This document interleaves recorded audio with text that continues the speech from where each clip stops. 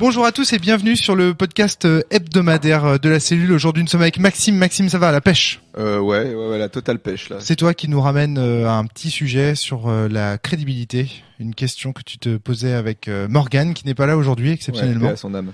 Mais tout à fait, mais qui nous écoute depuis la Bourgogne où elle s'est rendue. Parce qu'elle a un meilleur réseau en Bourgogne qu'ailleurs. Tout à fait.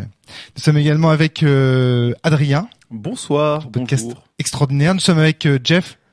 La patate, tout va bien. La banane. Et puis moi, c'est ça que j'aime bien aussi à la cellule, c'est que il y a toujours, vous savez, un petit peu le clodo, le gars qui traîne, le gars qui traîne dans le coin. C'est l'invité surprise qu'on savait pas qu'il serait là. Enfoiré. Vincent est avec nous. Voilà, Oui, Vincent, il mange ses frites et son jambon à côté de nous. Ça fait plaisir que tu sois là pour ce podcast. Une boule de glace en dessert ou pas? Peut-être, je sais pas. S'il est sage. Pour ce podcast sur la crédibilité, Maxime, Oui. c'est ce sujet que tu veux aborder. Tu me refiles la patate chaude, ouais. D'où vous est venu avec Morgane cette idée de podcast sur la crédibilité? Quelle est l'intuition de base qui vous pousse à cette thématique? Alors, l'intuition de base, c'est que lorsque Morgane a commencé à faire MJ, donc avec Sens, on s'est vite, vu qu'on a masterisé à deux, ouais. On rentrera pas plus dans le détail, on s'est vite rendu compte que spontanément les joueurs, enfin les PJ venaient parler à Morgane spontanément quand il s'agissait de parler à un PNJ féminin. D'accord. Et pour les hommes, c'était à moi qui venait parler. Et du coup, elle s'est demandé, mais attends, comment tu fais quand t'es MJ seul en fait? Et vu qu'elle l'a fait toute seule après, et moi aussi, on s'est dit, c'est vrai que c'est bizarre. On a l'air d'être moins crédible. Il y a quand même pas mal de personnages pour lesquels on le fait, on le fait bien, mais les joueurs en face, c'est pas pareil. Et on a demandé aux joueurs, ils ont dit, c'est vrai que ça fait quand même bizarre. Et du coup, quand on a lancé le sujet, même moi avec mes joueurs, je leur ai dit, ça va quand je joue des femmes, ils me font, ah ouais, non, c'est bien, tu le joues bien. C'est juste que c'est quand même toujours un peu perturbant quand en vrai devant toi t'as un mec barbu et t'imaginer que t'as une jolie fille qui est en train de te draguer, c'est toujours un peu perturbant. Et nous on avait fait le parallèle avec le GN parce que dans le GN on a aussi ce problème de crédibilité. D'accord. Ça y est, je me souviens, tu vois, en parlant ça me revient, on a commencé à se poser la question après le podcast sur le GN où on parlait de crédibilité. Ouais. Parce que il faut dire ce qu'il y a dans le GN, il y a aussi des problèmes de crédibilité. Le GN, le jeu de rôle grandeur nature, c'est-à-dire quand on joue nous-mêmes les personnages. Il y a des problèmes parce que quand tu joues à un jeu de rôle Poudlard où tout le monde est censé avoir 16-17 ans et que t'as je vais pas faire de caricature, mais quand même que t'as le gros barbu. Allez, non, j'ai eu le gros barbu barbu et la grosse de 45 ans qui était censé jouer une gamine de 16 ans à côté de toi et tu veux dire mais dire le moment où tu dois lui rouler une pelle, t'es pas trop là non, c'est ça? mais le pire c'est que c'est par exemple moi qui étais probablement le plus jeune du GN qui devait jouer le mec le plus vieux parce qu'il avait 18 ans dans l'histoire et qu'il avait redoublé une ou deux fois. Donc tu vois, là t'as un coup en termes de crédibilité, t'as un problème. On peut citer T'as un petit problème quoi. Ouais, et en jeu de rôle, je trouve qu'on retrouve le même problème quoi. Des fois, t'es là en face. Alors tu fais un effort d'imagination, mais mine de rien, t'es en face de ton pote quoi.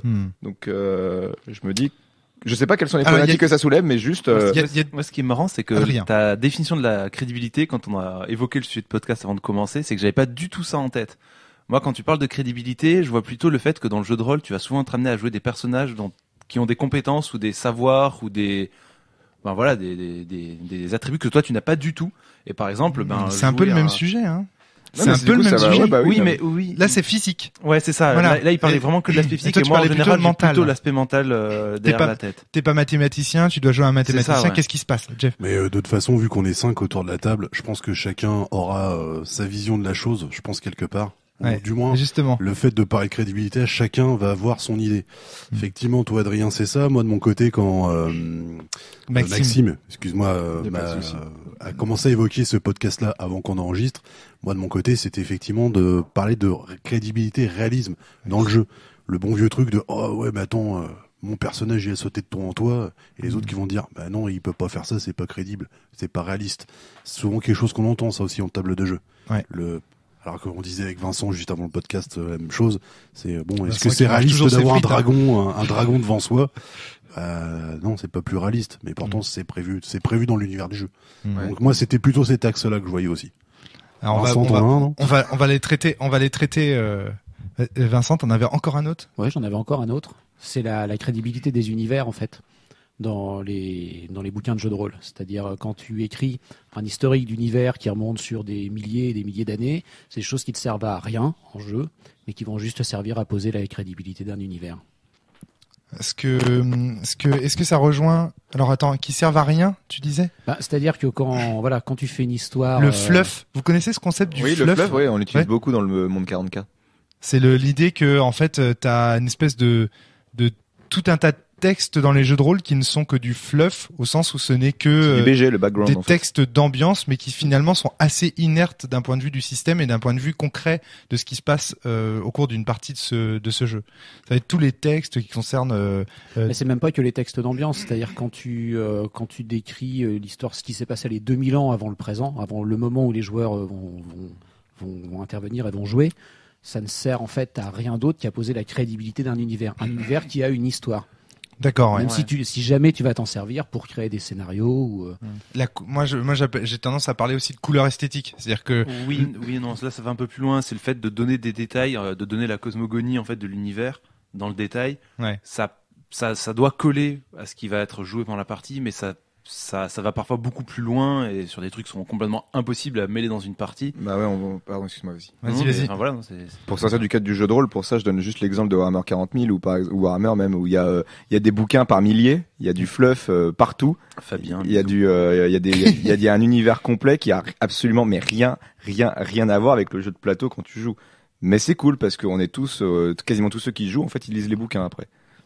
Et ils aiment bien. Oui, c'est vrai qu'en même temps, quand tu joues KO contre Space Marines, il y a personne qui va. Enfin, les Space Marines n'ont pas besoin de se dire, au fait, mais quel connard cet Horus pour se mettre sur la gueule, quoi. C'est ça. Et puis même Space Marine contre Space Marine, on peut se trouver des excuses, on s'en fiche. Très bien. De toute façon, je dirais Warhammer 40 000 histoire de faire un troll. Comment faire un truc bas du front mais crédible, quoi. Oui, mais c'est cool. Oui. Bah non, mais au moins, on va dire, ça fait ça fait couleur. C'est la couleur du jeu d'être bas du front, on va dire. C'est vrai. Oui, le côté, ouais. Si, Non, c'est très, le côté non, mais oui, non, mais je dis, justement, c'est. Je me souviens d'une phrase extraordinaire de l'univers de Warhammer que j'aime beaucoup citer à ce sujet. C'est l'équipement standard de la petite fille. Vous vous souvenez de cette phrase dans le jeu de rôle Warhammer où ils disent en gros une petite fille, c'est avant tout une robe rose et un poignard. et ça j'avais trouvé ça assez fort. Alors c'est pas, je sais plus si c'est de robe rose, mais c'est ça, t'as l'équipement genre un bout de pain, une robe et un poignard. Et tout le monde, même la petite fille, a un poignard dans Warhammer. Et donc voilà. Jeff, tu voulais ajouter quelque chose par rapport à ça? C'est juste poser une question, Maxime. Vu qu'effectivement c'est toi qui lance le sujet, tu t'as commencé par dire, donc quand t'as commencé à maîtriser Sens, je voudrais savoir, t'as maîtrisé d'autres choses que Sens? Ouais, Warhammer 40 000. Dark Heresy, ouais. Dark Heresy, Rogue Trader ou Deathwatch? Dark Heresy. D'accord. Voilà. Donc, la question que je me pose, est-ce que tu sentais déjà que tu avais ce souci-là? Là, je répète, le souci pour les auditeurs, le fait d'interpréter une femme. Il n'y a pas de femme dans l'univers de Warhammer 40 000. L'inquisiteur de mes PJ, c'était une femme. Ah, d'accord. Moi, ce qui m'intéresse, c'est justement, c'était quoi est-ce qu'il y avait, j'en ai pas, moi, j'avais pas de souci à le faire, mais c'était une époque où on se posait pas trop de questions, donc en fait, j'en ai pas parlé avec mes joueurs à l'époque. D'accord. Et je pense que on était vraiment dans une optique, alors, je veux pas le dire, on était dans une optique ludiste à l'époque. C'était Dark Heresy, donc en fait, on s'en foutait un petit peu globalement de la cohérence. Qui était cool, c'était ce qui se passait, c'était qui avait le plus de pecs à la fin. Voilà, enfin vous avez tous le même, mais c'était qui avait pété le plus de démons, qui avait voilà, c'était donc en fait la crédibilité, le fait que l'inquisitrice, je la jouais normalement, c'était une grosse bourrine, elle pétait des gueules et ça leur allait. Mais c'est vraiment dans les jeux comme Sens où l'interprétation est au cœur de la partie qu'on a commencé à se poser la question. Ouais, donc en gros, ton inquisitrice a été complètement asexuée, quoi, si je comprends bien. Oui, voilà, dans cet univers-là, t'es pas là pour faire du sesque, à part quand il y a des démons qui viennent t'embêter. Avec les armures qu'ils ont, je pense que t'y arrives pas beaucoup, hein. Non, mais puis ils sont tous clonés en plus. Au moins, enfin, j'ai l'impression que c'est à partir du moment où, dans ton exemple, un homme joue une femme, que justement ça pose un problème quand il peut y avoir tentation de romance. Je pense que quand même le fait que ce soit Sens particulièrement, qui est un jeu, et pour ça qu'elle est très bien ta question, Jeff, parce qu'elle permet aussi de réaliser que cette question de la crédibilité et on se la pose dans un certain type de jeu. Et il me semble que cette question-là, on se la pose surtout dans les jeux qui encouragent des propositions créatives de type simulationniste ou de type non, t'es pas d'accord avec ça, Vincent? Alors avale ta frite rapidement et j'avale. Non, je suis pas d'accord avec ça. Non. Dans tous les univers, t'as une question de crédibilité. Si tu joues, je sais pas, des Mormons par exemple, et que tu commences à mettre des Pokémon, tu vas avoir un décrochage autour de ta table. C'est pas crédible par rapport à ce qu'on Alors je voudrais juste, est-ce qu'on est clair sur la différence entre crédibilité et cohérence? Alors voilà, c'est ça. Ouais, non, je crois pas. Alors moi, j'aimerais bien juste structurer un peu ce podcast. Première question qu'on va se poser, c'est la question de Maxime, c'est-à-dire la question de la crédibilité. On va faire simple, hein. Le gros barbu qui joue un personnage. Non, même pas forcément, tu vois, le vieux qui joue un jeune, le jeune qui joue un vieux. Pas forcément l'interprétation physique. Voilà, exactement. Ça va être le premier point. Le deuxième point qu'on abordera, ce sera la distinction peut-être entre crédibilité, cohérence et réalisme. C'est-à-dire la question que soulevait, à mon avis, Vincent tout de suite, et la première question que soulevait Jeff au départ du podcast. Donc ça va être notre deuxième point. Mais en premier point, on va d'abord traiter la cohérence mentale. Moi, j'avais d'autres crédibilités, donc oui, mais on la traitera au moment des propriétés. Et j'en ai une autre qui m'est venue entre temps pendant une discussion. C'était la crédibilité, c'est-à-dire est-ce que en tant que lecteur du jeu, on croit à l'auteur du jeu. Pas dans ce qu'il nous explique, mais par exemple, quelqu'un qui va faire un jeu historique, est-ce que on va lui prêter crédibilité sur les propos historiques qu'il tient? D'accord, ok. Ouais, c'est-à-dire l'autorité finalement. Ce qu'on appellerait l'autorité au sens de l'autorité d'un professeur. Est-ce que parce qu'au final, dans le jeu de rôle, on va très souvent aborder plein d'univers, des univers japonisants, parce que je pense beaucoup à ça, parce que il y a beaucoup de traits qui sont tirés autour de ce truc-là, qui sont parfois très très galvaudés. Mais ça peut être sur plein d'autres éléments, les 1001 nuits, enfin tous ces éléments-là où on a une vision complètement le médiéval même tout bêtement. Ouais, même le médiéval qui est complètement biaisé par notre connaissance, par les films qu'on voit, par que sais-je, et qui est très loin parfois de la vérité historique. Sur la crédibilité historique. Quand on se pose comme jeu historique, cette crédibilité-là, pour moi, elle devient. J'ai l'impression que là, on est en fait dans un type de crédibilité d'univers bien qui est particulier, tu vois, mais qu'au final, ça recoupe un petit peu quand même cette histoire de crédibilité. Alors commençons par le gros barbu, mais on en parlera. On va essayer de tout traiter. Ça va être difficile, hein. Je vous le cache pas, ça va être peut-être un peu brouillon, mais on va essayer de traiter tous les. Je suis désolé, mais je voulais juste faire je pense que ce serait quand même plus clair de commencer tout de suite par faire un point entre réalisme, cohérence et crédibilité. Eh bien, on commence par ça si tu veux. Parce que ça me paraît quand même important, parce que sinon on va revenir dessus à chaque fois. Eh ben ça marche. Eh ben on commence par ça alors. Premier point, crédibilité, cohérence, réalisme. Maxime, à ce sujet. Après voilà, si vous avez des choses à rajouter. Moi je pense que déjà le réalisme, c'est une chimère, on pourra pas l'atteindre. Parce que réalisme, c'est qui copie la réalité. Alors si tu veux jouer à un jeu de rôle réaliste, tu joues à un jeu de rôle qui copie très clairement la réalité. Donc tu vas jouer à un jeu qui est aujourd'hui, maintenant ou hier, enfin dans un truc que tu as vécu, sur lequel, dans l'univers où les lois de la physique sont telles que nous on la connaît. Bref, ça va pas être chiant, mais ça va être, il faut que les propos derrière soient intéressants. Là où il y a cohérence, c'est lorsqu'un univers déclare des règles de son univers. Exemple, dans mon univers, il y a des dragons. Si je l'ai dit au début dans mon univers, je vais être cohérent lorsqu'on rencontrera des dragons. Si je dis depuis le début de mon univers, il existe des gens qui peuvent voler, bah alors c'est pas réaliste parce que dans notre univers, personne ne peut voler par ses propres moyens sans avion et compagnie, mais ce sera cohérent. Et c'est ça qu'on reproche, c'est ça que moi je reproche à un jeu. Je pardonne évidemment le non-réalisme, je pardonne pas l'incohérence. Donc d'un point de vue global, pour toi, cohérence et crédibilité dans ce contexte-là, ça a la même signification, opposé au réalisme. Crédibilité, ça va être à partir du moment un univers cohérent et crédible dans le sens où tu l'entends. Un univers cohérent est nécessairement crédible pour moi. D'accord, ok, très bien. C'est ça, c'est là où je voulais en venir. Moi, je partage parfaitement cette définition. Il y a juste un petit bémol que j'aurais par rapport à ce que tu dis, Max. C'est que pour moi, la cohérence, elle ne naît pas forcément d'une chose qui est énoncée clairement dans une base ou dans une règle de jeu ou dans un univers. Par exemple, tu peux très bien fixer des cohérences à des canons esthétiques qui sont liés à des films, à des séries ou à ce genre de choses.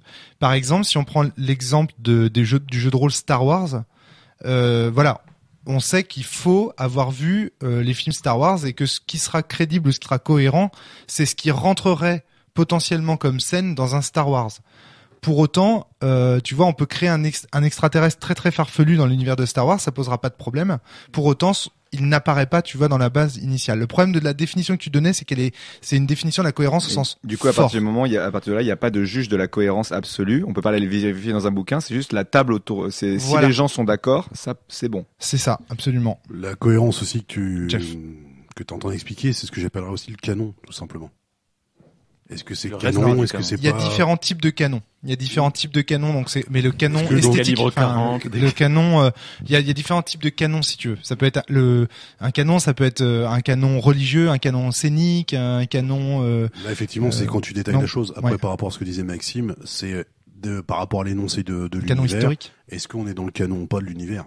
C'est ça la cohérence. Oui, c'est ça. Quelque part. Et l'univers, en fait, ce que je voulais juste dire, c'est que dans la définition de Maxime, on avait l'impression que l'univers devait, au préalable, bien définir clairement ce qui rentrait dans son canon. Or, ça, c'est pas sûr. On peut très bien faire un univers dans lequel le canon esthétique, il est flou. Ça pourrait être la différence entre cohérence et crédibilité. C'est crédible si les gens sont d'accord autour de la table parce que, a priori, ça rentre dans le canon. C'est cohérent si ça respecte ce qui a été écrit. Oui. C'est-à-dire que on va pas commencer à s'amuser à créer des définitions. Non, mais moi, c'est une nuance qui est. Ouais, elle est pas très utile. Elle est pas très utile pour ce qu'on veut faire de ce podcast, effectivement. Jeff. Au point de vue de la crédibilité, je reviendrai aussi. Moi, c'est plutôt sur l'interprétation, quelque part. Ouais, je sais pas si vous allez me suivre. Mais alors là, on rentre à mon avis. Oui. Je vais peut-être trop vite. Hein. Je voulais juste faire cette digression. Je voulais juste en parler avant pour poser les choses clairement. Pour pas en fait, je pense que t'as raison. Juste rapidement pour préciser par rapport à ce que vient de dire Maxime, et je te repasse la parole, Jeff. Allez voir l'article de Frédéric Sintès qui s'appelle Le réalisme est une chimère, qui traite de ces questions, dans lequel en gros Fred explique que ce que vient de dire finalement Maxime, que le réalisme on ne peut pas. Oui, absolument. C'est le propos de son article en fait, ce que t'as ici, de faire la différence entre justement la crédibilité et le réalisme. Ça, par exemple, cette distinction-là, elle permet d'éviter, je suis désolé, elle permet d'éviter en fait ces fameuses discussions qu'on a autour d'une table de jeu de rôle, des discussions qui portent finalement sur la physique de notre univers à nous et pas du tout sur. Mais finalement, on s'en fout que tu aies réussi que la physique de notre univers à nous joueurs permette que tu sautes de cet immeuble-là jusqu'à celui-là. Tout ce qui compte, c'est est-ce que dans le jeu c'est la classe? Est-ce que dans le jeu c'est crédible? Est-ce que dans le jeu ça le fait? Est-ce que si c'est cohérent, ça passe? Est-ce qu'on joue dans un univers qui a priori permet ça? Voilà, c'est ça. C'est-à-dire que si on se disait en regardant Die Hard, oh stop, on arrête tout, on regarde que ce qui est réaliste, on se ferait grave chier devant Die Hard parce qu'il y aurait pas grand-chose on nous raconterait. C'est le genre de truc qui m'énerve, tous les gens qui crachent sur le non-réalisme des films. Attends, mais putain, c'est pas réaliste évidemment, ça se passe pas dans notre univers. Voilà, c'est tout le temps et les gens sont. Ça, c'est une bonne base, c'est vrai, que de présenter ça avant de commencer. Maintenant, crédibilité que tu voulais aborder, Jeff, c'est la crédibilité de l'interprétation. Et là, on rejoint aussi la thématique d'Adrien au départ, qui est jusqu'où est-ce que le joueur doit bien connaître les qualités, les propriétés de son personnage aussi pour être crédible lorsqu'il le joue. Là, c'est plutôt une crédibilité roleplay. Effectivement, j'aurais tendance à dire que la crédibilité, c'est avant tout une histoire de personnage. Et je vais pas dire simplement de PJ, mais de PNJ aussi quelque part. Parce que, tout simplement, il y a déjà... La première chose pour moi, c'est par rapport à déjà l'auteur. L'auteur, quand il va faire son jeu, faire son univers, faire certains PNJ majeurs de son histoire et compagnie, déjà c'est là qu'on peut situer s'il y a une crédibilité par rapport à l'univers quelque part. Après, deuxièmement, ça va être au niveau de l'interprétation, où effectivement, l'interprétation, elle est crédible ou pas. Est-ce que, je dirais, elle est crédible à partir du moment où on le ressent. C'est-à-dire, je sais pas, tu me disais Star Wars... je maîtrise une partie, je suis pas maître de Star Wars, mais pour l'exemple, je maîtrise du Star Wars, je joue à ce moment-là, je sais pas, un maître Jedi qui va missionner les joueurs. Si les joueurs ressentent quelques instants, par mon interprétation, ils arrivent à visualiser le maître Jedi, là je suis crédible. C'est ce que j'aurais tendance à me dire. Et pareil au niveau de l'interprétation pour un PJ.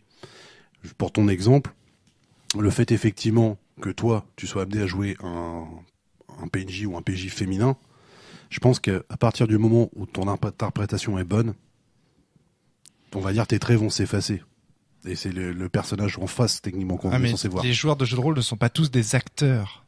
Et ça, effectivement, tout le monde n'a pas fait l'acteur studio, c'est sûr. C'est de dire que le jeu de rôle a besoin de cette crédibilité-là pour exister. C'est de dire qu'en gros, le jeu de rôle ne pourrait être pratiqué finalement, ou en tout cas bien pratiqué, que par des acteurs. Et moi, ça me pose beaucoup de problèmes. Il y a des types de jeux de rôle qui sont avantagés par la démarche de l'actoring. Il y a des types de jeux de rôle où tu n'as absolument pas besoin. Maxime. Oui. J'irai pas jusque là, c'est-à-dire que un jeu où t'as besoin d'être acteur, c'est plus vraiment un jeu de rôle à ce moment-là. Ouais. Disons Moi, que je pense aussi. Disons que c'est cool. Disons que ça apporte un plus, quoi. En fait, ça apporte un plus, mais ça apporte aussi un moins. C'est-à-dire que si à la table tout le monde n'est pas égal, quelqu'un qui va jouer très bien effraie les autres joueurs. Moi, j'ai eu ce genre de partie où il y avait un mec qui était à fond pendant un playtest une partie de l'agence à Ludesco récemment. Un joueur qui était à fond, qui jouait mais une folie. Je veux dire, les canons des films d'action, il les avait sur le bout des doigts. Enfin, il était à fond. Et à côté de ça, une joueuse un peu novice en jeu de rôle se sentait complètement écrasée parce que, à côté de ça, quelqu'un se lâchait à fond et elle n'était pas capable de. Elle se jugeait. Attention à ton micro, ça. Adrien, rapproche-le un petit peu. Elle se jugeait vis-à-vis de ça, elle n'était pas capable de se mettre au même niveau. C'est vrai que je suis en train de me dire, on a eu la même en convention quand on a fait jouer Sens une fois. Avec un joueur qui était vraiment à fond, qui jouait super bien, et les autres que ça les mettait presque mal à l'aise de pas réussir à bien jouer, de pas réussir à avoir vraiment le ton de voix, les mimiques et tout du personnage. Il y en a, on voyait que ça allait déstabiliser de pas y arriver, alors que lui, il était vraiment, quand il était en stress, il tremblait vraiment, il avait limite les gouttes de sueur et tout. Il y a des gens à qui ça fait ce genre d'expression extrême corporelle fait peur, effectivement, et donc ça peut sortir. Là, on arrive aux limites un peu de la crédibilité à laquelle tu pensais là, la crédibilité d'interprétation. Ça me fait penser à Anaïs de Caribde qui m'a raconté que elle, avant de faire du jeu de rôle, elle avait beaucoup fait de théâtre d'impro. Elle a fait genre 5-6 ans. Toi aussi, il me semble, Adrien, t'en as fait. J'en ai fait un petit peu, j'en ai fait une année. D'accord. Mais enfin, c'était trop peu pour que ça joue. Et elle, ce qui l'a beaucoup bloqué au début dans les parties de jeu de rôle, c'est qu'elle se sentait jugée par les autres joueurs dès qu'elle disait quelque chose, et que l'attention à la table de jeu étant un petit peu volage. Elle sentait souvent qu'on la jugeait négativement sur ce qu'elle disait parce que les gens n'étaient pas forcément toujours concentrés sur ce qu'elle disait. Tandis que dans le théâtre d'impro ou théâtre classique, quand tu montes sur scène, t'es sur scène, les gens te regardent et puis t'es dans ce moment où t'oublies, t'es ton personnage. Et que ça, c'est une des distinctions aussi du jeu d'acteur et du jeu de rôle. Assez bien. Pour moi, rapidement, et puis je te repasse la parole. Toujours sur ce sujet-là, Jeff? Eh ben, dans ce cas-là, reprends la parole. Jeff. Effectivement, c'est vrai que par rapport à ce que j'ai dit, on peut dire que je prêche véritablement pour aller sur un truc un peu extrême, mais par rapport au fait d'interpréter un personnage de cette façon-là, je suis d'accord avec vous, bien entendu. C'est vrai que ça peut effrayer quelqu'un qui est vraiment dans son personnage et qui a réussi justement à faire disparaître ses traits, façon comme je le disais à l'instant. Mais sans rentrer dans cet extrême-là, je pense que on peut y arriver. Je m'explique. Il y a encore des petites astuces et compagnie, et c'est là, je pense que la crédibilité, elle est là aussi quelque part. C'est de bien réfléchir à son interprétation, surtout quand on est en tant que maître de jeu. Je disais encore en référence à ce que tu disais au début. Effectivement, je vais devoir à un moment jouer un personnage féminin. Je pense que les auditeurs entendent ma voix. C'est sûr que je vais pas les déclamer de la poésie. Et ils ont pas ton physique. Bon, mais, toujours est-il, oui, en tant que maître de jeu un peu expérimenté, enfin je l'espère, c'est vrai que c'est un truc que je me pose comme question. Est-ce que je vais réussir à bien l'interpréter Moi, je crois qu'il y a un truc qui est essentiel pour ça. Si on a un conseil, moi si j'avais un conseil personnellement à donner pour la crédibilité, quand on ne sait pas jouer, ne jouez pas. C'est-à-dire quand vous ne savez pas jouer la comédie, ne jouez pas. Jouez normalement. Parce que quand vous essayez de jouer, vous surjouez en fait, la plupart du temps. Et ça peut vraiment nuire pour le coup à l'immersion. Donc moi je pense que, par exemple, si on prend ton jeu d'acteur, Jeff, à toi, quand on joue avec toi, tu ne joues pas ton personnage au sens d'un acteur. Tu interprètes ce qu'il ferait dans des situations, mais tu ne prends pas des voix si différentes que ça. Tu joues normalement. Enfin, tu vois ce que je veux dire. Alors que moi j'ai vu des joueurs qui surjouaient en fait. Et ça, c'est gênant. Moi, ce que je pense qui gêne plus, c'est les gens qui surjouent, en fait. Ça dépend. Moi, j'ai tendance à énormément, en tant qu'MJ, changer de voix pour tout le temps et ça gêne pas pour autant. C'est peut-être du surjouage, mais mes PJ, ils adorent ça. Tout de suite, rien qu'avec la voix et le truc du personnage, ils arrivent à capter. Je pense que les contraintes de jeu pour un meneur de jeu et pour un joueur ne sont pas les mêmes. Le conseil d'interprétation que je donnais là, il est valable pour un joueur. Je parlais pas pour un meneur de jeu. Et là, encore une fois, lui peut avoir intérêt à faire varier sa voix, ne serait-ce que pour indiquer implicitement et tacitement à ses joueurs qui parlent dans le contenu fictionnel malléable. Effectivement, ça c'est pour le côté surjoué, si je puis dire. Moi, ce que je voulais dire tout à l'heure au niveau de la crédibilité sur l'interprétation, c'est aussi surtout de ne pas tomber dans les clichés. Voilà, c'est ça. C'est ce que je voulais dire. Vraiment tomber dans les clichés. C'est ça. Je vais jouer une femme. Excusez-moi, ça va peut-être faire hurler que je vais dire, mais jouer une femme, tout de suite jouer entre guillemets une fille de petite vertu. Voilà. Souvent, c'est ce qui se passe. Ou alors la célèbre macho woman with big gun, comme on dit. Quelle horreur. Bah oui, mais par exemple, c'est des questions qu'il faut se poser avant. Mais je te jure que ça, un personnage, on prend par exemple, jouer Solipsiste, ça fait du bien pour ça. Je vous jure que vous prenez un personnage, par exemple, moi je me souviens d'avoir fait plusieurs parties de Zombie Cinéma avec des cartes où des personnages sont tirés au hasard. Systématiquement, souvent il y a des trucs autour du sexe, genre il y a un homosexuel, un truc comme ça. Les gens vont être dans la caricature. En même temps, le jeu propose aussi de jouer une caricature de film de zombies, donc bon. Mais voilà, il y a ce risque-là. Et moi je pense qu'on ne joue jamais aussi bien un personnage que lorsqu'on ne cherche pas à le jouer justement et qu'on cherche juste à imaginer ce que lui il ferait dans telle situation sans faire varier pour autant nos voix. Mais bon, ça c'est un peu un conseil à 2 centimes. Ce que tu dis c'est déjà un peu le jouer en fait. Jouez-le comme vous le joueriez sans trop poser de questions, Non, c'est-à-dire mais je vois la différence. Ne te dis pas ne vous forcez pas à jouer pour être crédible. C'est ça. Mettez-vous à sa place et parlez normalement en imaginant son background, en imaginant que vous êtes lui. Mais vous prenez pas la tête sur les gestes, la voix, les trucs, les contacts avec les autres. Oubliez l'intonation. Pas la peine ça. Décrivez ses actions. Voilà.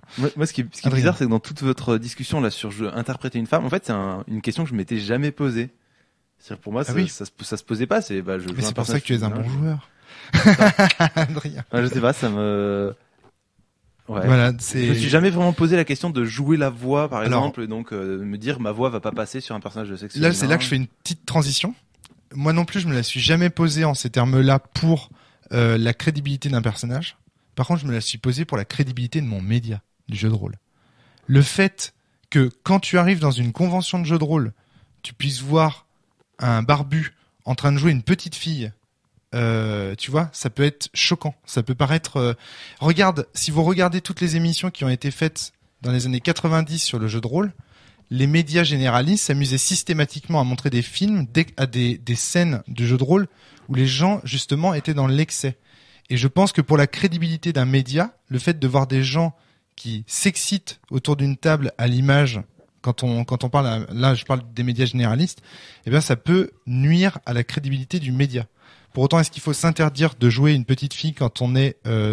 je pensais à Thomas Poussou, je suis désolé parce que Thomas Poussou... parce qu'en fait, Thomas Poussou, en plus, adore jouer des rôles de fillettes. C'est ça qui est extraordinaire. Et donc, du coup, il le fait très souvent, et il le fait pas mal.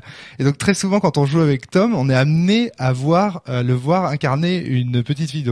Mais c'est une autre armoire à glace. Ça peut nuire aux médias quand on est extérieur à la partie. Mais quand on est dans la partie, il faut savoir oublier le physique des gens et juste entendre les personnages qui sont derrière. Et la crédibilité, et ça c'est un point que je voulais développer, en fait elle est dans l'œil des gens qui regardent. Il y a une discussion que j'ai eue avec Frédéric Sintès à Poitiers qui est un sujet très intéressante. Où il me disait, finalement, si un rôliste se mettait à raconter ce qui se passe dans Princesse Mononoke, qu'il décrivait des grenouilles en train de parler dans un étang, dans la plupart des cas, on trouverait ça ridicule. Mais si on fait un peu un effort et qu'on essaye d'imaginer que ces grenouilles-là, elles sont un peu comme dans un studio Ghibli en train de discuter et tout, et si en fait, dans sa tête, esthétiquement, on fait rentrer ces choses qui peuvent nous paraître de prime abord ridicules dans un canon esthétique cohérent avec l'univers, eh bien en fait, on peut rendre crédible quelque chose qui paraissait ridicule. Sous-entendu, la crédibilité n'est pas de la responsabilité de la personne qui énonce la proposition, pas toujours en tout cas, mais elle est aussi beaucoup dans la personne qui reçoit il y a une forme de principe de charité en fait qu'on pourrait exercer à l'égard des propositions qui sont faites autour des tables. Est-ce que vous voyez où je veux en venir? C'est-à-dire, attention à ne pas inverser la charge de la preuve en matière de crédibilité. C'est pas forcément à vous d'être crédible. Après voilà, c'est aussi aux gens de faire la différence entre la crédibilité physique et la crédibilité dans les propos. C'était ça le truc. Parce que tu peux avoir quelqu'un en face de toi qui n'a absolument pas le physique, mais si tu fais un effort de passer au-delà de ça, juste tu te concentres sur ce qu'il dit, et de t'imaginer la situation, et là d'un coup, c'est en fait tant que les propositions qu'il émet sont crédibles vis-à-vis de ce qu'il a dit de son personnage, ça passe, il y a pas de souci. Et c'est ça que je suis en train de me rendre compte parce que moi quand je joue avec mes joueurs, j'avoue que ils m'ont décrit leur personnage, mais je les imagine pas comme ça. Pour moi, les personnages en question, ils ont pas vraiment de tête. Ils ont une tête à moitié entre celle de mes joueurs et celle que peut-être qu'ils s'imaginent avoir. De la même manière que Gaston Lagaffe, quand vous avez tous découvert la BD Gaston Lagaffe, il avait pas la voix que vous avez entendue la première fois que vous avez vu un dessin animé Gaston Lagaffe. Et j'imagine que ça vous a choqué. Parce qu'en fait, chacun s'imaginait la voix de Gaston à sa manière. Enfin, c'est un exemple à la con, mais... Encore une question à Maxime. Un petit coup de psychanalyse holistique, façon de parler. Je vais en faire une autre après, vas-y, continue. Analysez-moi, on va tous s'analyser, c'est bien. Allongez-vous, les gars. En plus, ce qui est génial, c'est que Maxime est tout seul de son côté de la table, on est tous les quatre. Ça fait bizarre parce que du coup, il y a tout le temps quelqu'un qui me regarde, ça fait très bizarre. Maxime, allonge-toi, raconte-moi tout. En tant que maître de jeu, tu visualises pas vraiment le visage de tes joueurs, enfin de tes personnages. Des PJ. Personnages. Donc, la question est la suivante. Tous les combien de temps tu les fais se décrire à peu près? Je sais pas si tu vois ce que je veux dire. Par exemple, tu vois, encore une fois, hein, chacun sa sauce, comme dirait l'autre. Chacun maîtrise comme il l'entend. Je sais que moi, personnellement, à chaque début de séance, les joueurs ont le droit à un tour de description. Et c'est un truc que j'insiste parce que justement, je veux pouvoir m'imaginer à quoi il ressemble. Ça, à mon avis, ça influe. C'est une super idée. C'est une super idée. Je pense que je vais la mettre en application de ma prochaine partie. C'est vrai que j'ai eu pas mal de joueurs qui m'ont dit, c'est bon, tu nous gonfles. La première séance qu'on se décrit, c'est normal. C'est la première fois qu'on se voit, machin, que le groupe est réuni. Donc, ok, on comprend. Mais, à chaque séance, tu nous fais chier avec ça. Et je te jure, il y a des joueurs qui m'ont fait le coup. Mais, à vrai dire, non, ce qui est important, c'est que, moi, je pense que j'arrête pas de défendre ce point de vue-là. Je vois le jeu de rôle par moment. Je scénarise ça, moi, de mon côté, comme une série télé. Ouais. Je pense que d'épisode en épisode, on n'a pas la même tenue. Enfin, les personnages n'ont pas la même tenue, n'ont peut-être pas qu'on appelle ça. Quoi Tu veux dire que Seyar, parfois, il change, il a pas son jean et son haut rouge. Mais tu t'as pas remarqué à l'épisode 28 de la saison 12 dans le film d'animation, il a pas cette... Ah oui, très... Là, t'es pas crédible, Maxime. Ce que je veux dire par là, c'est qu'effectivement, il y a toujours ce côté description de personnage, on va dire le visuel, mais à chaque fois, j'insiste aussi avec mes joueurs en disant, vous décrivez le visuel de votre personnage, certes, mais vous pouvez aussi décrire ce qu'il dégage sur l'instant. Qu'est-ce qu'on peut ressentir de sa psychologie à ce moment donné? Donc là, on est toujours en train de parler de la crédibilité de l'interprétation. Et ça renforce. Je suis d'accord. Quand tu veux le micro, Vincent, tu le dis, parce que sinon tu vas passer. J'avais un petit point de psychanalyse aussi à faire sur en fait, la peur, le fait de jouer un personnage, par exemple, sexe féminin, ou une fillette, ou un petit garçon, et de pas se sentir à l'aise, je me demande si c'est pas lié aux 3 peurs du rôliste qu'il faut complètement. Sont la peur du ridicule, la peur de passer pour fou. Et l'obscénité. Oui. Et que... c'est le truc du théâtre d'improvisation, c'est ça.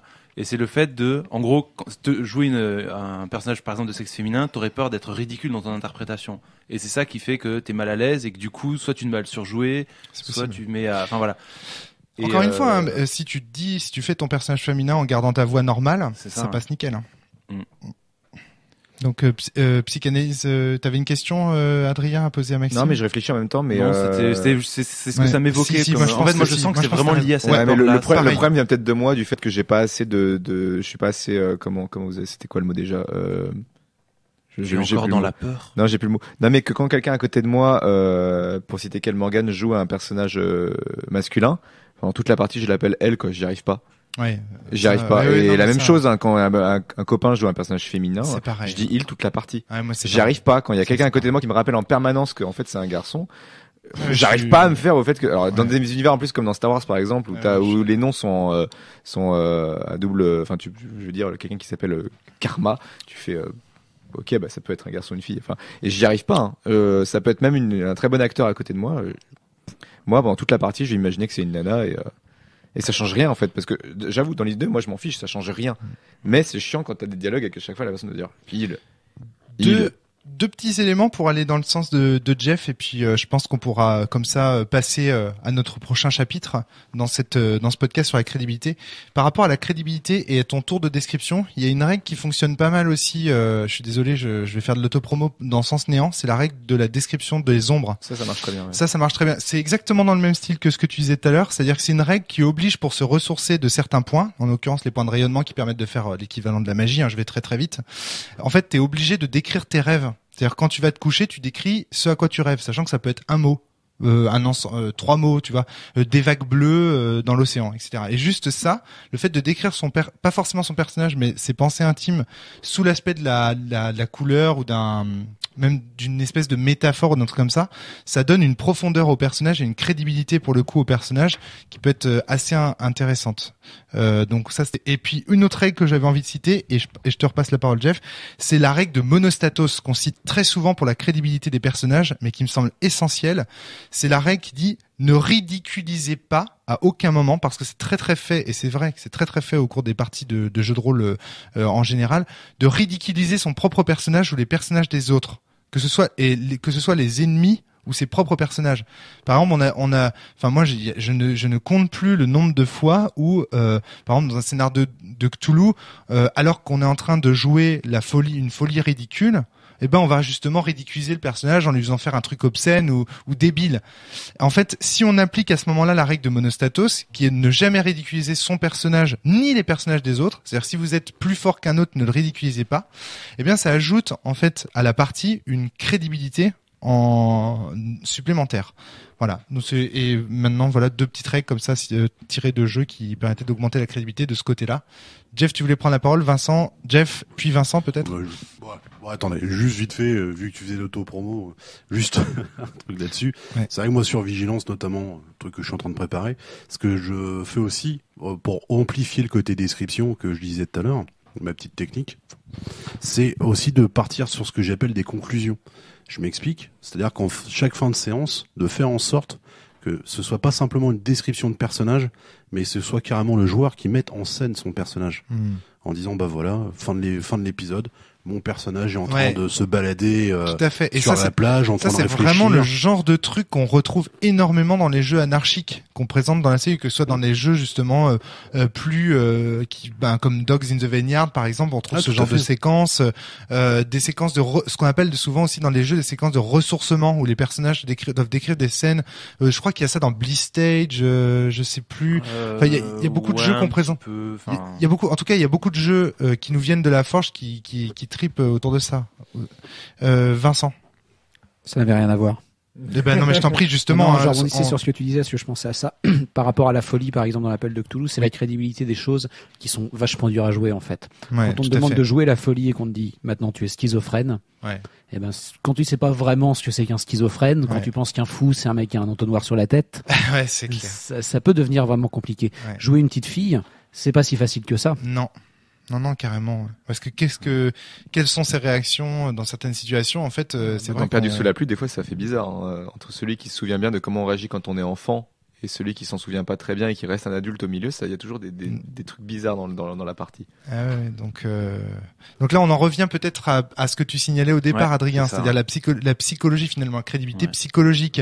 Est-ce que je suis capable de jouer un scientifique rigoureux si moi-même je suis chaotique et bordélique? Ça. Et même au-delà de ça, enfin, l'ultime extrême moi que j'ai eu à jouer, c'était dans non, c'est pas Nobilis, Néphilim. Dans Néphilim, jouer un Néphilim, moi ça m'a semblé complètement impossible. Moi, j'ai fait une demi-partie, j'ai fait, non, ce jeu, je suis désolé, je me sens pas du tout capable de jouer un être qui n'est pas humain, qui n'a aucun objectif qu'un humain partage. Et donc, je me sentais incapable de le jouer parce que non crédible du tout dans ce rôle-là. C'est excellent, parce que j'ai eu exactement le même problème avec Néphilim. Et moi, c'était pire que ça, c'est-à-dire que je trouvais que c'était des personnages qui étaient trop sales. Je pouvais pas jouer ça c'était trop sale. Non, moi, c'était même pas ça, c'est que je voyais pas d'objectif. Je voyais pas de quoi ils avaient peur, qu'est-ce qui les motive dans leur vie. Moi j'avais ça. J'étais incapable de me projeter dans ce personnage en fait. Voilà. Alors on va peut-être passer à la suite. Je pense qu'on a fait un peu le tour de cette crédibilité d'actoring, j'ai envie de dire la crédibilité du jeu d'acteur, un peu qu'est-ce qu'on peut faire, quel genre de règles on peut mettre dans ces jeux pour augmenter la crédibilité. En tout cas, je me demandais enlarge your credibility. Voilà. Je me demandais juste en gros si les jeux qui encouragent des narrations partagées pour le coup aidaient pas à cela, enfin pour l'interprétation des personnages qu'on disait tout à l'heure. Parce que de ce que j'en ai vu, c'est des mécaniques qui ressortent souvent, le fait de pouvoir décrire son personnage. Quand on prend un peu plus de pouvoir sur l'univers entre guillemets, on peut commencer à plier un petit peu les choses et à créer des scènes dans lesquelles on augmente la crédibilité parce que on met en place des trucs de notre personnage. Je m'en rends compte typiquement dans ce sens-là, je veux pas faire de spoil, donc je dirais rien de plus, mais on a beau jouer des personnages qui sont pas très humains, le fait qu'il y ait des règles qui fassent qu'on puisse modifier l'univers pour montrer des choses vis-à-vis de son personnage, ça augmente énormément la crédibilité à la fin. ça fait qu'on les imagine presque mieux que des humains. Je suis pas tout à fait d'accord. Parce que Perdu sous la pluie, c'est un peu le contre-exemple. Si tu as une table de joueurs qui ne savent pas jouer des enfants, ou qui les jouent de manière très très caricaturale, tu vas avoir des parties vraiment toutes pourries. Ah ouais, ça. J'en ai pas encore eu, donc. Mais t'as joué avec qui?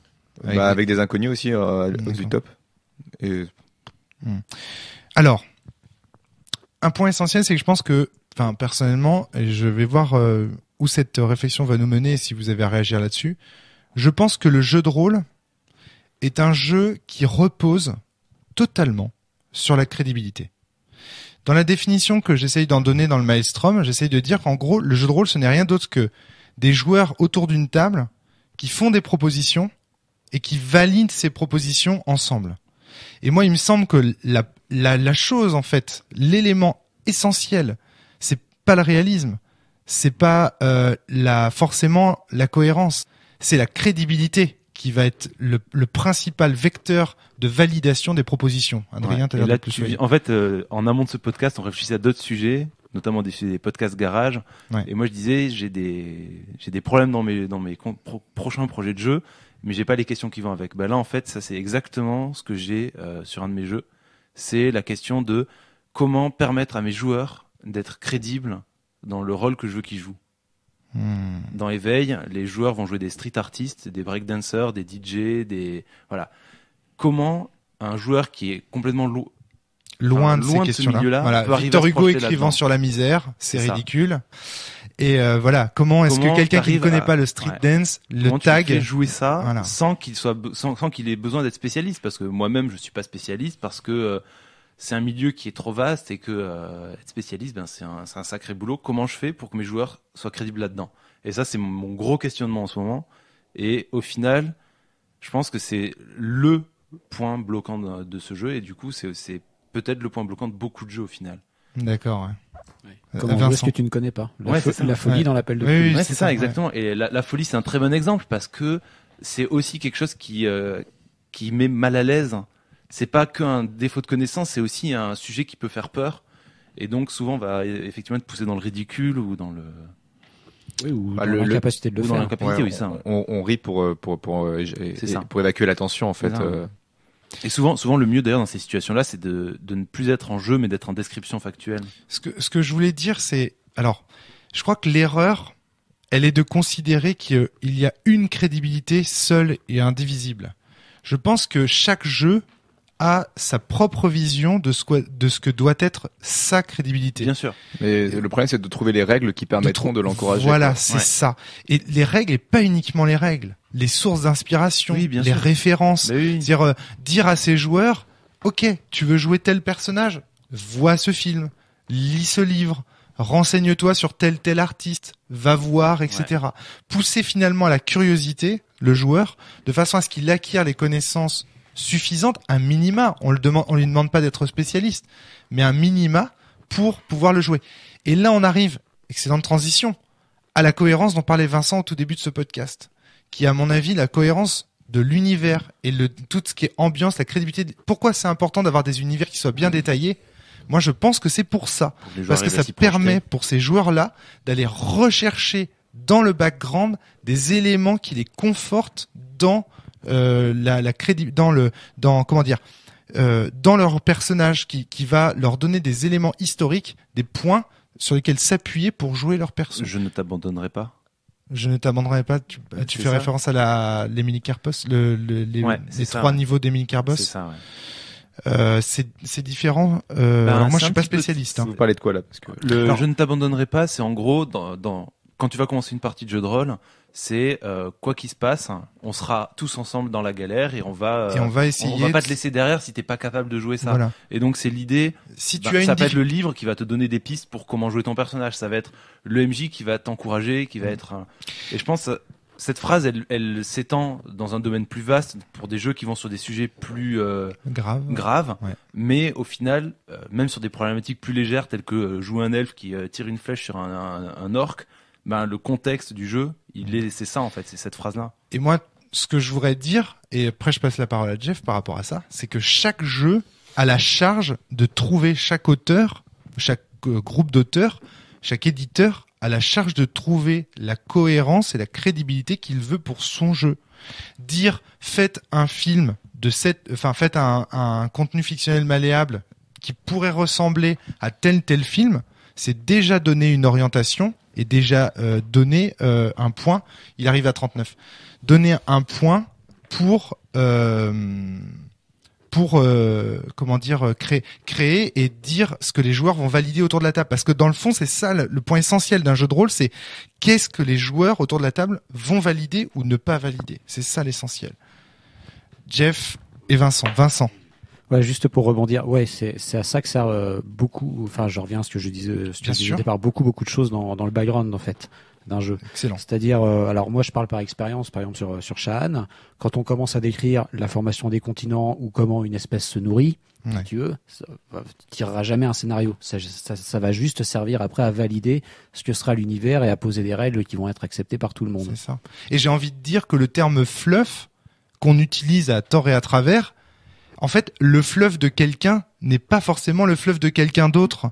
C'est-à-dire que ce que quelqu'un va pouvoir considérer comme du fluff, à savoir la manière dont se nourrissent, par exemple, les personnages ailés dans Shan, dont j'oublie toujours le nom, les délions que j'adore, voilà, et dont j'oublie toujours le nom, eh ben, ça va pas intéresser celui qui joue une brute épaisse ou un Marines, mais qui débarque en Néocie, mais ça va intéresser le mec qui joue le délion. Et donc le fluff des Marines pour le délion sera pour un Marines le fluff du délion. Enfin, donc il faut faire très attention. Tu mets derrière le mot fluff un truc péjoratif.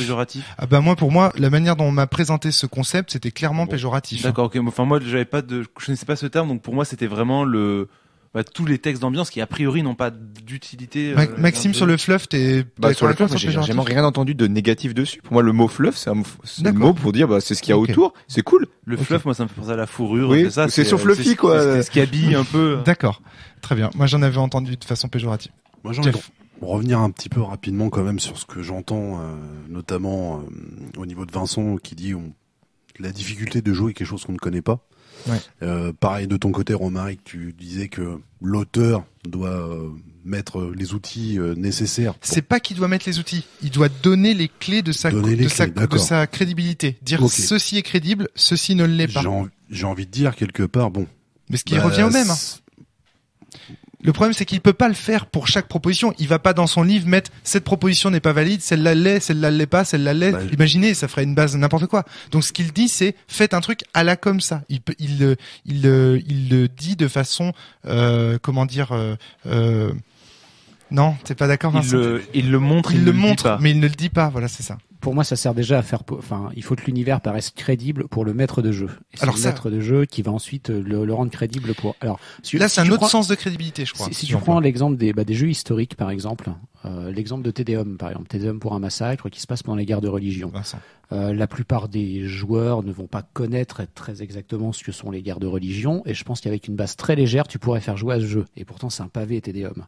Mais il faut que le MJ se sente en confiance pour justement qui puisse faire passer la crédibilité de cet univers, alors que tu pourrais jouer sur une base très très simple. Ça sert à ça.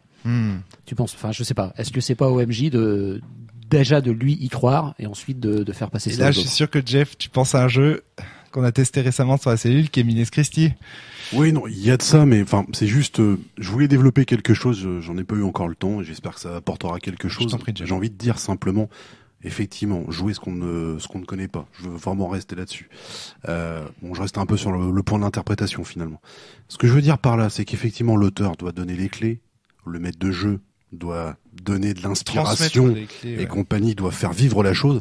Mais il y a une chose, moi, et pour le coup, c'est un coup de gueule que j'ai envie de passer, c'est il faut que les joueurs réfléchissent. Je m'explique. Souvent, c'est au boulot de l'auteur, au boulot du maître de jeu. Mais le joueur, quelque part, faut qu'il réfléchisse à son interprétation. C'est pas dans le sens, il faut qu'il interprète bien ou il interprète pas son personnage. C'est il faut qu'il réfléchisse, qu'il se connaisse quelque part. Qu'est-ce qu'il est capable de jouer, qu'est-ce qu'il n'est pas capable de jouer. Encore une fois, faire un distinguo entre ce qu'on a envie de jouer, ce qu'on aime. Je suis tellement d'accord avec toi. Et est-ce qu'on a... Il y a des fois, j'aurais dû ne pas jouer à un jeu. Je le sais. Vas-y, c'est ça que c'est. Alors, ça va peut-être, effectivement, c'est un coup de gueule assumé, mais au bout d'un certain temps, et je rebondirai sur le début du podcast sur le fait de La difficulté de jouer une femme quand on est un homme, c'est, je comprends pas moi ce truc-là. Tant pis, je vais passer pour un con ou un fasciste ou je sais pas quoi, mais moi personnellement, cela fait des années que je ne joue pas de femme parce que je sais très bien que je n'en jouerai pas. Bah, t'as raison. Je ne jouerai pas tel type de personnage parce que je ne sais pas de faire ce genre de choses. Donc quelque part, j'ai envie de dire, effectivement, c'est au joueur aussi de se prendre un peu en main. Je vais pas dire de réfléchir, et de se prendre en main, de se connaître. D'apprendre à se connaître, vraiment. Il y a juste un truc que je voulais dire depuis quelques temps, du coup, parce que ça se rejoint exactement ce que tu dis. C'est une réflexion, Morgane m'en aurait voulu que j'en parle pas, parce que cette réflexion est aussi venue de discussions qu'elle a eu avec un de ses amis, et qu'on a pu avoir aussi, qui disait, lui, qui soutenait que quand on joue un personnage, on ne fait que se jouer soi-même. On ne fera que, au final, jouer une version fantasmée de soi-même dans un sens ou dans l'autre, mais on ne pourra jamais j'ai écrit un article sur le sujet. On ne pourra jamais être crédible sur en jouant quelque chose qui n'est pas au moins en partie une partie de soi-même. Donc au final, en effet, se connaître soi-même, si on apprend à se connaître et à savoir les parties qu'il y a dans nous-mêmes, et ça peut être aussi une technique d'exploration, essayer de jouer quelque chose de nouveau. Mais à la fin, il faut en tirer des leçons, et je pense que tu as totalement raison. C'est pour ça que dans mon article, je disais qu'on ne doit pas jouer des personnages, on doit finalement jouer des simulacres, c'est-à-dire des projections de soi-même. C'est ce qu'on fait déjà. Oui, non, mais c'est sûr. C'est ce qu'on fait déjà. Mais au moins, quand on faisait de l'impro, on avait développé une théorie qui était qu'on avait chacun d'entre nous un personnage refuge. C'est-à-dire que au bout d'un moment, si l'impro durait suffisamment longtemps, on allait tous retomber dans notre personnage refuge. C'est exactement ce qu'il disait aussi le gars en question. Mais c'est génial. Et ça, quand Jeff dit je jouerai pas de femme, Adrien, c'est parce que il se connaît, il sait qu'il ne jouera pas de femme, mais c'est pas pour autant que les hommes ne peuvent pas jouer de femme. Attention, c'est que si vous vous sentez à l'aise en jouant une femme, pas de problème quoi. Oui, c'est juste une question de comment vous le sentez, et ça c'est en général ça vient tout naturellement. Moi j'ai rarement eu la situation où je me sentais pas où je me sentais pas à l'aise dans ce personnage-là, à part quand il y a des gros défauts pour moi d'interprétation. Le problème, c'est le sexisme, c'est-à-dire en fait le fait que des gens disent parce que tu es un homme, tu ne peux pas jouer une femme, comme si parce que tu avais une paire de couilles. Je vais au-delà du sexe. Par exemple, j'ai des potes, jouer un personnage séducteur, c'est juste pas possible. Voilà, ça typiquement c'est le genre d'exemple. C'est aussi des mentalités de personnages. C'est juste histoire de désamorcer un peu mon pseudo coup de gueule à 2 balles. Ce que je veux dire par là, c'est que c'est pas vraiment. Au final, on était tous d'accord, donc c'est pas vraiment un coup de gueule. Non, mais ce que je veux dire par là, c'est que faut pas s'empêcher non plus de jouer. C'est-à-dire qu'il faut. Non, moi je pense qu'il y a des jeux auxquels j'aurais dû m'abstenir de jouer. Je pense qu'il faut faire des expériences. C'est ça que je veux dire. Mais avant de bien se connaître, faut quand même tester des trucs pour après se rendre compte, ça finalement, c'est pas mon truc. Moi, je sais par exemple que à part la façon dont on a de jouer Cthulhu de façon un peu gag en tirant parti de l'aspect fun du système, etc. Je sais, Vincent, que ça t'horripile, mais c'est comme ça qu'on y joue. Je suis désolé. Tu me casses les couilles. Non, mais je suis désolé. C'est pas comme ça qu'on y joue. Mais tu peux jouer d'une manière ou d'une autre. Je veux dire, nous, on trouve que le fait que Cthulhu revienne au bout de 3 tours, mais qu'il est radioactif après s'être pris une ogive nucléaire, c'est du second degré, et que donc on y joue de façon un peu second degré. C'est-à-dire que, écoute, c'est comme c'est comme si des gens jouaient à Donjons et Dragons en utilisant un petit peu les voix et les mimiques de Donjon de Néalbuck. C'est comme ça qu'on joue à Cthulhu, c'est-à-dire qu'on se moque du média Cthulhu lui-même. Mais c'est qu'une manière de jouer avec ce jeu, c'est comme ça qu'on joue avec ce jeu. C'est ça, mais c'est pas une généralité. Mais c'est pas une généralité, c'est pas comme ça qu'on doit jouer à Cthulhu. Ne présente pas ça comme une généralité. Non, mais ce que je veux dire, et là où je voulais en venir, c'est juste que moi, je crois qu'il faut que je m'interdise de jouer 2 types de jeux. C'est des jeux d'amour et des jeux d'horreur. C'est-à-dire que dès qu'on entre dans cet extrême-là, si on écoute les podcasts de la cellule où j'ai soit testé des jeux d'horreur, soit testé des jeux d'amour, à chaque fois c'est des jeux dans lesquels je n'ai pas su vraiment rentrer ou j'ai pas su vraiment m'immerger. Voilà. Et je me dis parfois, mais finalement je devrais pas tester ces jeux-là parce que je suis tellement pas à l'aise avec ces contenus fictionnels malléables-là que ça me dérange. Et donc voilà. Et je reste à la porte. Pas de quoi? Parce que tu y crois pas. Non, parce que je n'ose pas rentrer dedans. La machine Romaric ne croit plus en l'amour et en la peur. C'est trop intime. Les peurs et l'amour, c'est des choses qui sont trop intimes pour être étalées sur la place publique. Pour toi. Et Parce que moi, je pourrais y jouer avec Flavie, mais je pourrais pas y jouer en enregistrant un podcast de la cellule après, par exemple. Il y a les trucs d'amour, typiquement, qui moi, ont pu poser problème des fois à mes tables, c'est que les jouer en direct devant tout le monde, ça posait problème. Par contre, le jouer, donc, on reste dans le même jeu, hein, mais le jouer par mail ou par Facebook ou par chat interposé en faisant des descriptions complètes et tout, il y a des joueurs, ils y arrivent pas en face à face. Et là, en termes de créativité là-dessus, ils sont à fond et ils sont super contents quand tu les laisses faire ça. C'est qu'ils ont envie de créer une relation avec un PNJ sans pour autant décider de ses répliques à lui. D'accord. Mais de pas forcément avoir la personne en face et d'être dans un cadre plus intimiste. Alors que le jeu en scénar solo, ils y arriveront pas parce qu'ils sont en face de toi et on doit parler. Ouais, c'est ça. Mais là, on en revient aux 3 peurs. On en vient aux 3 peurs. Ouais, ça doit être ça, ouais. On en vient aux 3 peurs que tu décrivais tout à l'heure. Dans l'absolu, si on n'arrive pas à les dépasser et qu'on n'a pas forcément envie d'eux, et on peut trouver d'autres techniques et malgré tout continuer à faire avancer l'histoire dans le sens qu'on a envie. Et peux-tu jouer à un jeu que tu ne trouves pas crédible ?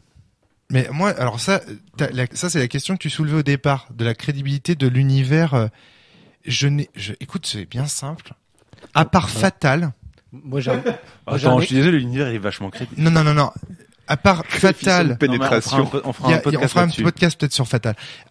Par exemple, il y a eu Burps aussi qu'on a testé avec Thomas au tout début de la cellule, ou pas Worms, pas Worm, pas le jeu préhistorique Burps, c'est un jeu de Julien Dupré qui caricature les rôlistes. Tu vois de quoi je veux parler, Jeff? Et donc ça, on n'a pas réussi à tester. Oui, c'est une vaste blague. Oui, mais c'était pas. En fait, c'est pas une blague, c'est un article en fait sur les rôlistes qui est présenté comme un jeu de rôle. Ça, voilà. De la même manière, ésothéorique, le jeu de rôle parodique de Cédric Ferrand, où il se fout de la gueule justement de la mouvance intellectualiste du jeu de rôle. En fait, on peut pas y jouer parce que c'est pas crédible. Mais en fait, c'est pas fait pour ça. Et d'où la question que j'ai envie de te poser. Est-ce que tu connais un jeu de rôle qui a été fait pour être joué, qui est pas crédible au point qu'on peut pas y jouer? Non, mais tu peux pas faire de généralité. Mais moi, je peux t'en citer un. Vas-y, fais péter. Shadowrun. Pour moi, Shadowrun, je n'arrive pas à rentrer dedans parce que je ne trouve pas l'univers crédible. Moi non plus, ouais. Alors, alors là, moi, je trouve ça ultra crédible. C'est-à-dire, moi, c'est l'univers. Je trouve que c'est une des prédictions par rapport à l'univers. Hein. Je parle juste de l'univers. Le système de jeu, j'ai plein de critiques, mais l'univers, je trouve que c'est une des prédictions de notre futur à nous, les plus crédibles qui a été faites ces dernières années. Des elfes qui apparaissent et il y a de la magie. Et des orques à moto. Les gars, les elfes et tout ça, c'est qu'une caricature de certaines catégories sociales qu'on voit apparaître dans la société aujourd'hui. Sauf que je n'y crois pas. En fait, si tu te le fais en cyberpunk, t'as pas besoin de mettre des elfes si tu veux faire cette caricature-là. Précise clairement qu'il y a des castes sociales d'humains génétiquement modifiés qui ont des looks comme ça. Et le problème, c'est que ce soit des elfes, des nains, des orques, pour vendre. Moi, j'y crois pas.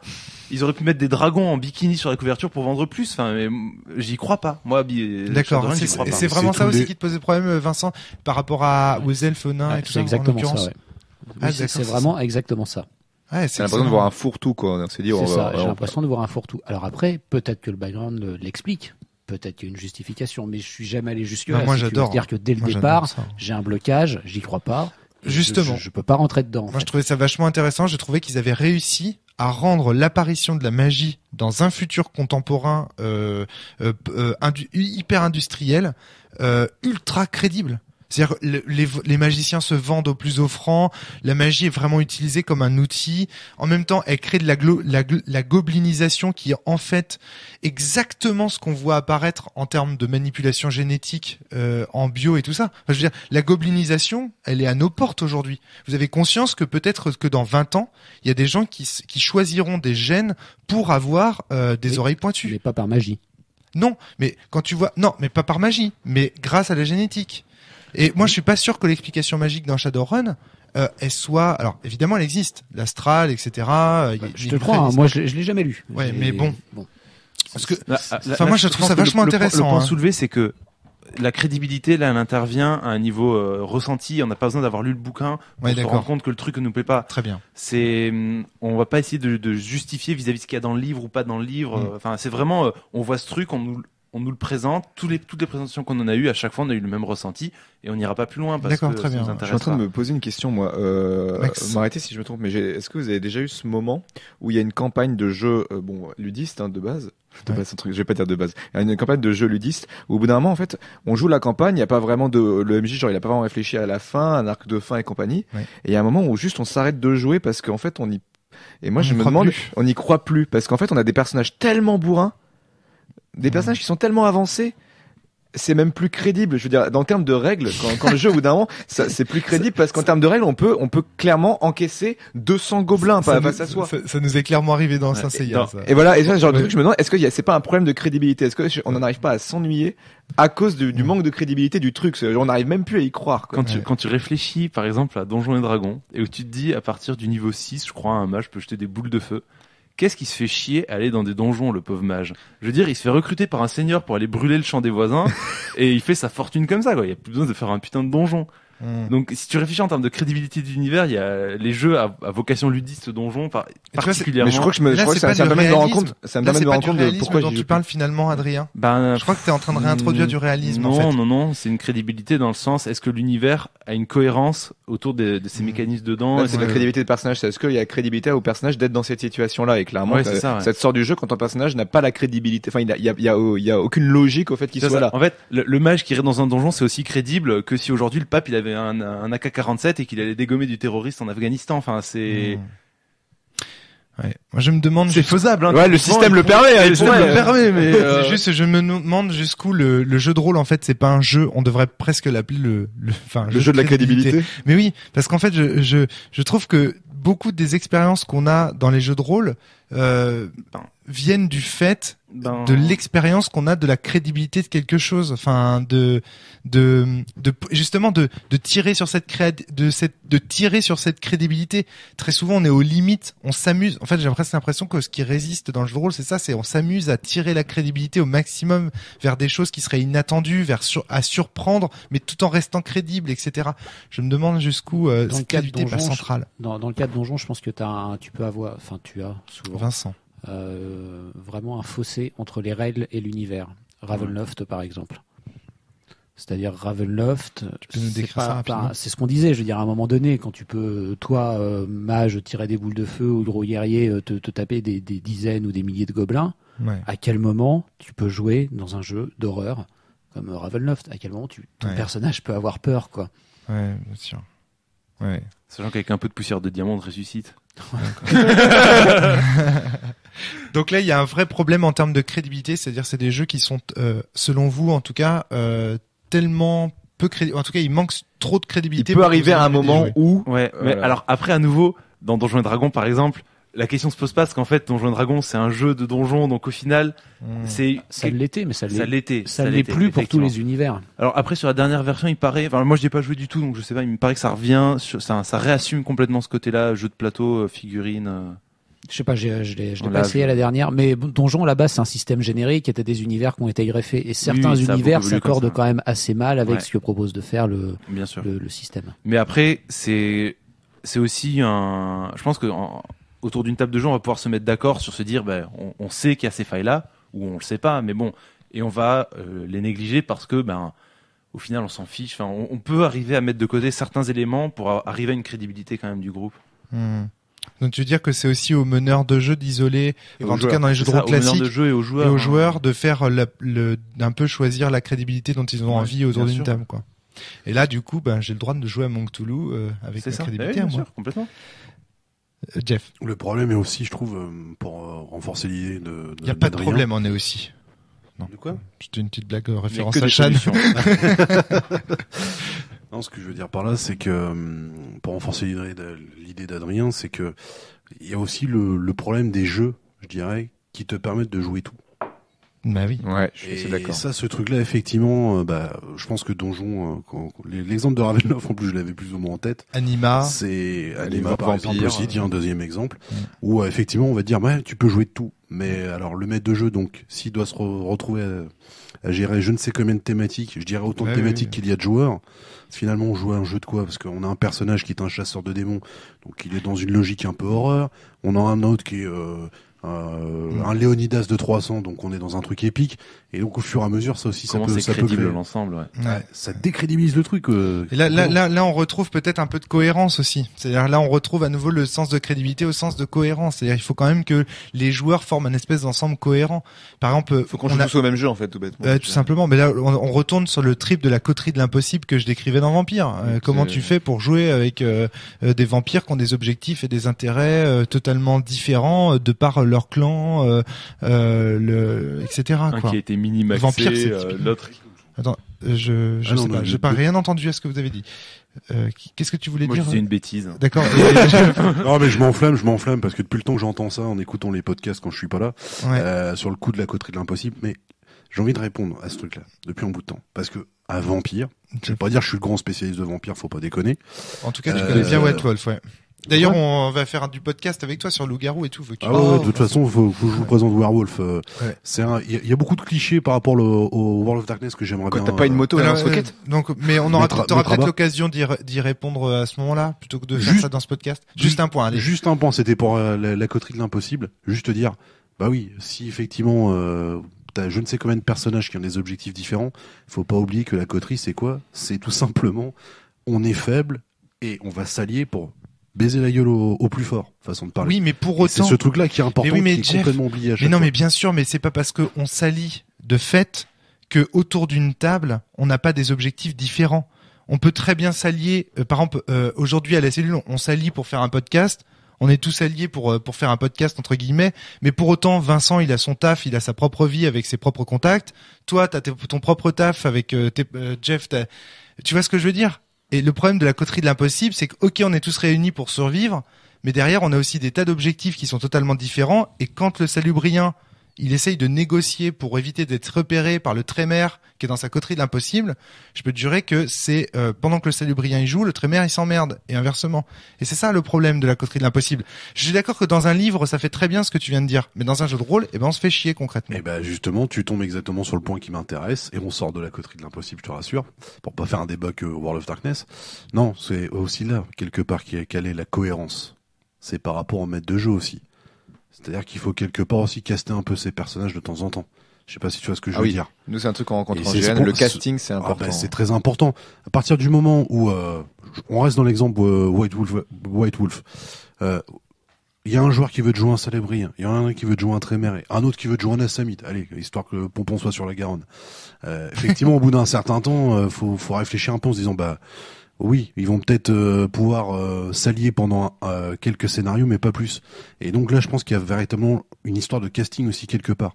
C'est-à-dire que par rapport au concept proposé par les joueurs, de dire non, désolé, ça va peut-être pas le faire, et la cohérence, elle est là. Je pense que le maître de jeu aussi a une table et le gardien de la cohérence.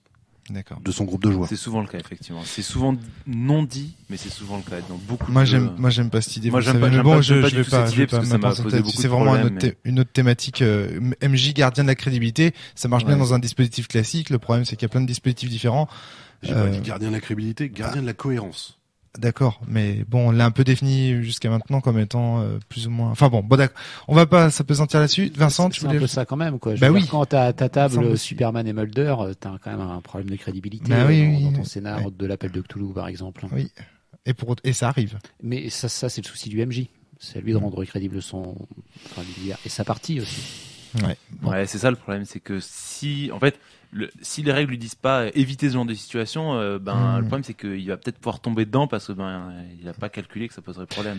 Ouais. C'est ça le reproche qu'on fait à ce genre de jeu, c'est attention, si vous voulez permettre de tout jouer, donnez des cadres sur comment limiter pour pas que ça parte dans tous les sens. Pour moi, le problème, si tu veux, Jeff, c'est que dans ton discours, il y a comme un espèce de paradoxe. D'un côté, tu dis que le problème, c'est les jeux qui permettent de tout faire, et de l'autre, tu dis non, il n'y a pas de problème puisque c'est le MJ en fait qui fait tout, enfin qui décide en fait de qui fait quoi et comment. C'est le jeu permet de tout faire, mais le MJ va dire on va faire que du bourrin. Moi, je veux bien. Ou les joueurs en association avec le MJ. Oui. Moi, je veux bien. C'est plus ce que dit Maxime, c'est-à-dire que attention, c'est pas, je tape pas dans les deux extrêmes. Si on prend... Ce que je veux dire par là, c'est que il faut aussi, je dis pas que le maître de jeu doit être le gardien suprême de la cohérence et de la crédibilité. Je dis aussi, il faut qu'il garde ça à l'esprit, quelque part. Quand il va créer ses chroniques. Si on prend le cas d'Anima, où tu peux jouer un Wuxia comme un démon, je veux dire là c'est carrément le maître de jeu qui fait lui-même du coup le jeu quoi. C'est le maître de jeu qui dit à quoi on va jouer ce soir. Parce qu'on peut jouer je suis désolé mais dans Anima, on peut jouer à Chin comme à Warhammer 40 Warhammer 40 000. Je dis pas de conneries, hein. Il y a même de la technologie et tout on peut aller très très loin dans la technologie. Il y a des races extraterrestres avec de la super technologie et tout ça dans le jeu. Donc, là, du coup, c'est fou, quoi. Enfin, je veux dire, ce que tu peux faire. Bon. Donc, on referme peut-être ça. Après, chacun voit à sa table par rapport à ses jeux et etc. Le temps file, hein, messieurs. Moi, quelqu'un allait chercher à la gare. Donc, très rapidement, vous vouliez aborder la crédibilité, et l'autorité aussi de l'auteur par rapport à son œuvre. Est-ce que c'est un sujet si problématique? Je suis pas sûr que ce soit un sujet si problématique. C'est-à-dire qu'en fait, ça dépend des auteurs. Bon, c'est sûr que c'est mieux d'avoir fait de la philo si tu veux faire un jeu de rôle philosophique. Ça va arriver sur le type de crédibilité dont on parlait avec Vincent. Crédibilité sur, historique. Par exemple, pas forcément. Par exemple, Shadowrun, nous on n'y croit pas. Et la crédibilité historique, ça va se mettre sur le même plan. C'est-à-dire, si je connais un sujet, je vois un jeu de rôle qui se prétend de ce sujet-là et que je vois que c'est complètement à côté de la plaque, je vais avoir ce même blocage que j'ai vis-à-vis de Shadowrun. D'accord, ouais. Je pense une sorte d'arnaque intellectuelle ou enfin voilà. D'accord. Donc tu regardes un peu le curriculum vitae des auteurs avant d'acheter un jeu sur pas forcément le curriculum vitae mais sois honnête, Adrien. Tu le fais ça? Ah non. Tu le fais sérieusement? Non, je ne lis pas le curriculum vitae. Voilà, on est d'accord. Ouais. Non, mais donc, par contre, quand tu lis le jeu, si tu te rends compte que c'est un peu à côté, tu risques de le sentir. Ouais. D'accord. Ouais. Si t'avais senti par exemple qu'on t'avait vendu Sens comme un jeu de rôle philosophique et que derrière, putain, avec de la cohérence, moi je me suis senti bien. Ouais, c'est ça. Ouais. Non mais ouais, voilà, c'est ça. Sens, il y a de la philosophie dedans et c'est annoncé, donc il y a pas d'arnaque sur l'étiquette. TDU, mais tout ça. Mais tu peux jouer là-dessus parce que prends la gamme de l'Appel de Cthulhu 6e édition, c'est des bouquins. Il y a pas mal de bouquins qui sont très documentés historiquement. Ouais. Et récemment, ils ont sorti donc Byzance en 800 qui est présenté exactement comme les autres bouquins. Donc si tu veux au bout de 40 suppléments, tu te dis c'est très documenté historiquement et quand tu te renseignes, tu aperçois qu'ils ont joué avec l'histoire pour créer quelque chose qui est pas très loin de l'Uchronie en fait. Mais c'est pas annoncé comme ça. Et comme t'en as eu pas mal avant qui étaient très documentés, quand t'as le bouquin entre les mains, on ne dit à aucun moment que c'est vrai, mais tu penses que c'est vrai. Ah, c'est bon ça. Moi ça me fait penser à un film que j'ai vu récemment, Birdman, où la bande-annonce est extrêmement mensongère sur le film. Ouais, carrément. Et ce film, je l'ai détesté juste à cause de ça. Ouais, le film, j'ai trouvé que c'était de la merde juste à cause de la bande-annonce. Moi, je l'ai adoré parce que je suis pas allé voir la bande-annonce. Comme Prometheus, qui a été je te dirais, qui a été très mal vendu. Pour l'époque, je vais faire mon vieux, la même chose avec Fight Club. Fight Club, la bande-annonce ne te révèle rien sur ce qui va se passer. Intéressant aussi ça, de voir que la crédibilité. Faut pas aller voir les bandes-annonces. Juste de voir que la crédibilité d'un jeu vient aussi de son emballage, c'est-à-dire de la façon de la manière dont il est emballé et de ce qu'on vend à l'intérieur. C'est intéressant ça. On n'a pas parlé de ça, mais la crédibilité d'un jeu. Tu prends un jeu historique, si on te dit qu'il est écrit par quelqu'un qui a un doctorat en histoire, jamais tu vas aller vérifier les infos qui sont dedans. Ouais, c'est clair. Quand les gens de la cellule disent qu'ils sont experts en jeu de rôle. Ouais, c'est différent. C'est différent. Toujours, tu vas vérifier. On m'a dit que Sens était écrit par un philosophe. J'ai jamais été. Ça, j'ai jamais vu tes diplômes. Ah, bah, c'est clair, on n'a pas vu tes diplômes là-dessus. Je trouve que t'as écrit que des conneries du début à la fin. Mais c'est sûr, on a fait un podcast qui le dit. Je dis que des conneries de toute façon. Donc, dernière crédibilité dont on a à peine parlé, j'en ai vraiment rapidement parlé parce que je voulais faire un truc en deux parties. C'était la crédibilité du média jeu de rôle. On parlait de crédibilité éditoriale, c'est pareil. On va refermer le chapitre très rapidement. On n'a plus le temps. On est pressé par le temps dans ce podcast. C'est incroyable. C'est la première fois que ça arrive. Perdu sous la pluie de Bretagne. On doit aller chercher Vivien. Voilà, on fait une pause. Rapidement, la crédibilité du média. Moi, j'ai tendance à dire que tant qu'on n'a pas joué au jeu de rôle, on ne peut juste pas en parler. C'est-à-dire que tous les gens qui disent connaître le jeu de rôle parce qu'ils ont vu des gens y jouer, ou parce qu'ils sont sortis avec un rôliste, ou parce qu'ils ont vu une émission à la télé qu'en parlait, ou une rôliste, voilà. Mais je vous rappelle encore que le masculin est le neutre en français, hein, je suis désolé. C'est pas moi qui l'ai inventé cette règle. Et donc du coup, ceux-là ne connaissent pas le jeu de rôle, et donc pour faire la crédibilité du média, en fait, je crois que la seule manière de faire, c'est de faire jouer ses potes. Et voilà, et c'est ce truc. Est-ce qu'il y avait des points à rajouter sur ce point? Est-ce que vous trouvez que le jeu de rôle est un média crédible à échelle des autres par rapport aux autres médias? À quel niveau? Ouais, parce que là, je vois pas du tout. Ouais. Crédible mais modeste. Mais c'est-à-dire aujourd'hui. Est-ce que le jeu de rôle est bleu? Ah, tu trouves que c'est ça te fait le cette question, je comprends pas comment quoi. D'accord. C'est un média jeune. Donc... Médiatiquement, en fait. Bah, c'est un média jeune, donc je pense que comme il est jeune, il est pas crédible. Ouais, il est pas encore crédible. Attendez, mais crédible par rapport à quoi? Médiatiquement parlant, c'est ce que je te dis dans les médias. Est-ce qu'il est présent? Parce que être crédible, t'es forcément. Est-ce qu'il a une assise? Est-ce qu'il a? Je veux dire, est-ce que le jeu de rôle tel qu'il est présenté globalement médiatiquement correspond à la réalité telle que nous la vivons? Voilà, c'est ça. Ouais, c'est ça. Ouais. Désolé. Ouais, ok.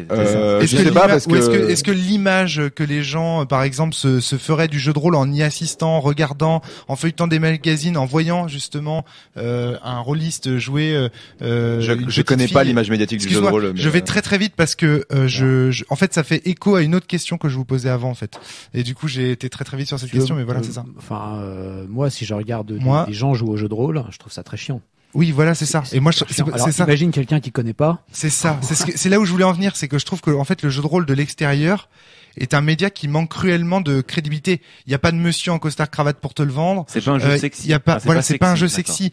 Il y a pas, c'est ça. Moi, je connais pas le jeu de rôle de l'extérieur, donc c'est pour ça que je répondrai pas. Oui, d'accord, ok. Je le vois pas, je connais pas la médiatisation du jeu de rôle. Je le vis et je me fais pas chier. Je suis à côté de la plaque, probablement sur cette question, mais voilà, c'était juste un dernier point que je voulais aborder par rapport à ça. Mais malheureusement, on n'aura pas le temps.